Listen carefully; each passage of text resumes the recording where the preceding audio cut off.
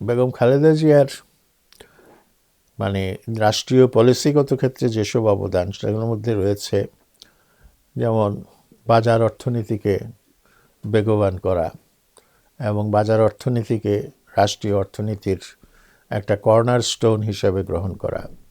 এর ফলে যেটা মানুষের রুদ্ধ যে উদ্যোগ, সেই রুদ্ধ উদ্যোগ মুক্ত হলো, অ্যান্ড মুক্ত হওয়ার ফলে দেখা গেল দেশের অর্থনীতিতে নানা ধরনের সৃজনশীল কর্মকাণ্ড হচ্ছে এবং দেশের গার্মেন্ট শিল্প, মাছের চাষ, হাঁস মুরগির চাষ এইগুলো ব্যাপকভাবে বিস্তৃত হয়েছে, অর্থনীতিকে চাঙ্গা করেছে।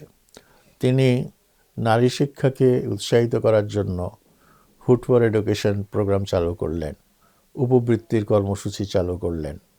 এইগুলো খুবই সফল কর্মসূচি। এর ফলে নারীরা ক্ষমতায়িত হলো কিছুটা এবং শিক্ষার ব্যাপারে তারা আগ্রহী হয়ে উঠল। গ্রামে গ্রামে দেখা গেল মেয়েরা তাদের স্কুলের পোশাক পরে তারা স্কুলে যাচ্ছে দলে দলে, যেটা গ্রাম বাংলায় একটা অভূতপূর্ব দৃশ্য ছিল।